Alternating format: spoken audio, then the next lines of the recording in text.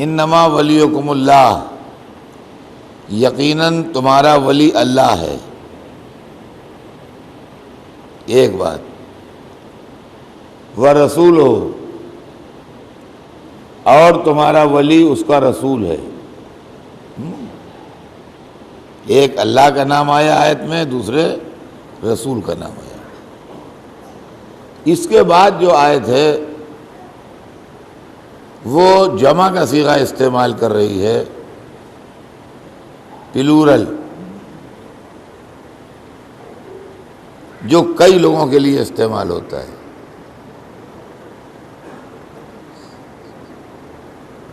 واحد اور جمع، ایک کے لیے واحد کا صیغہ استعمال ہوتا ہے اور ایک سے زیادہ کے لیے عربی میں 3 یا اس سے زیادہ کے لیے جمع کا صیغہ استعمال ہوتا ہے.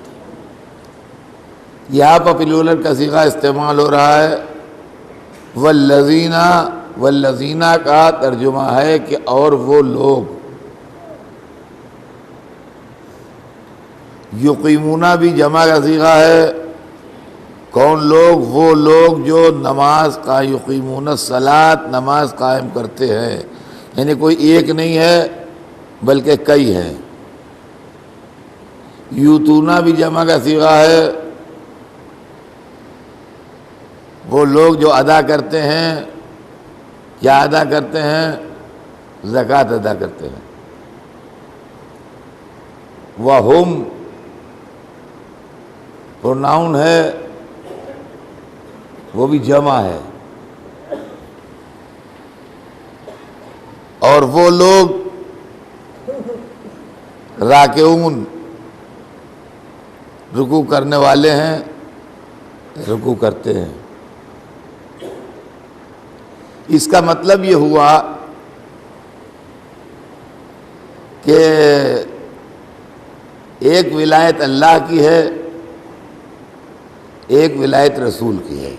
یہ غور سے سنیے گا. پہلی بات تو یہ سمجھ میں آئی اس آیت سے کہ سلسلہ رسالت حضور پر تمام ہو رہا ہے، سلسلہ ولایت نہیں تمام ہو رہا ہے. اس لیے کہ اگر سلسلہ ولایت رسول اللہ پر تمام ہو رہا ہوتا تو رسول کی ولایت کے بعد کسی اور کی ولایت کا تذکرہ نہ ہوتا. جیسے قرآن میں کہیں پر بھی رسول کی رسالت کے آگے کسی کی رسالت کا تذکرہ نہیں ہے. اس کا مطلب یہ ہے کہ ولایت جو ہے وہ امامت کی طرح، رسالت کی طرح کی چیز نہیں ہے جو رسول پر تمام ہو رہی ہو، بلکہ رسالت ان پر تمام ہو رہی ہے، ولایت آگے بڑھے گی. اور ولی رسول کے بعد کوئی ایک آدمی نہیں ہوگا بلکہ ولی رسول کے بعد کئی آدمی ہوں گے. ولی ولایت جو ہے وہ کئی آدمیوں کو ملے گی، اس لیے کہ جمع کا صیغہ استعمال ہو رہا ہے. اب ان کے نام نہیں لیے گئے، ان کی صفتیں بیان کی گئیں. وہ کیسے لوگ ہیں؟ وہ نماز کو قائم کرنے والے لوگ ہیں، وہ زکوٰۃ کو ادا کرنے والے لوگ ہیں، وہ رکوع کرنے والے لوگ ہیں. اب یہاں سے عزیزان گرامی ہم کو حدیث کی ضرورت پڑتی ہے. یہاں سے ہم کو حدیث کی ضرورت پڑتی ہے، اس لیے کہ قرآن اور حدیث کا چولی دامن کا ساتھ ہے. میں اب جا کے کچھ زبان و بیان پر 2-4 لفظوں پر تھوڑی سی قابو پایا ہوں کہ جو اسلامی تاریخ کے پیچیدہ مسئلے بھی آپ کے سامنے کبھی کبھی رکھ دیتا ہوں اور کوشش کرتا ہوں کہ ان کو آسان لفظوں میں سمجھا دوں تاکہ ہمارے بچے وہ سمجھ لیں. قرآن و حدیث کا رشتہ جو ہے وہ یہ ہے کہ قرآن یقینی بالکل صحیح ہے، مگر قرآن سے یقینی نتیجہ بعض وقت نہیں نکلتا.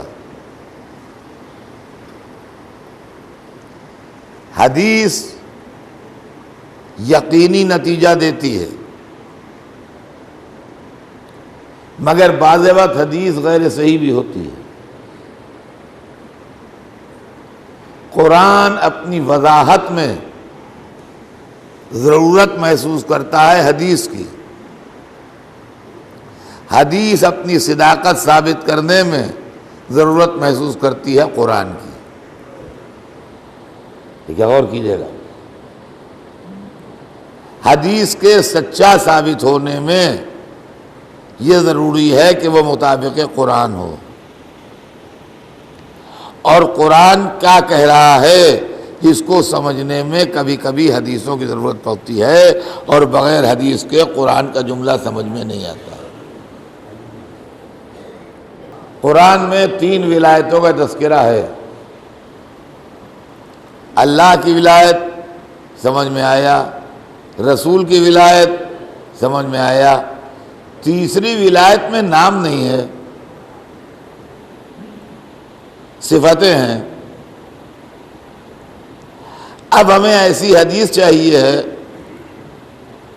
جس میں 3 ولایتوں کا تذکرہ ہو، پہلے اللہ کی ولایت کا ذکر ہو، دوسرے رسول کی ولایت کا ذکر ہو، تیسرے ولی کا ذکر نام کے ساتھ ہو۔ دیکھیے، غور کیجیے گا، تیسرے ولی کا ذکر نام کے ساتھ ہو، تاکہ ریفرنس ہمیں قرآن میں ملے، نام ہمیں حدیث میں ملے۔ اس سے ہمارے 2 فائدے ہوں گے۔ ایک تو آیت کا تیسرا ٹکڑا ایکسپلین ہو جائے گا کہ تیسرے ولی کون صاحب ہیں، اور دوسرا فائدہ ہم کو یہ ہوگا کہ ہمارے سچے حدیثوں کے ہیرے میں ایک ہیرے کا اضافہ ہو جائے گا کہ مطابق قرآن ہے کہ نہیں۔ اب ہم نے ڈھونڈنا شروع کی حدیثیں، تو اللہ مجھے معاف کرے، حدیثوں کا تو انبار لگا ہوا ہے، حدیثوں کا انبار لگا ہوا ہے۔ جو 4 اسکول آف جورسپروڈنس ہیں مسلمانوں میں، حنفی، مالکی، شافعی، حنبلی، ان میں کے ایک اسکول آف جورسپروڈنس کے لیڈر یا امام یا جو بھی کہہ لیجئے آپ، وہ امام احمد ابن حنبل بھی ہیں۔ انہوں نے حدیث کی ایک کتاب کمپائل کی ہے جس کا نام ہے مسند امام احمد ابن حنبل۔ وہ اپنی کتاب میں یہ لکھتے ہیں کہ مجھے 30 لاکھ حدیثیں یاد ہیں۔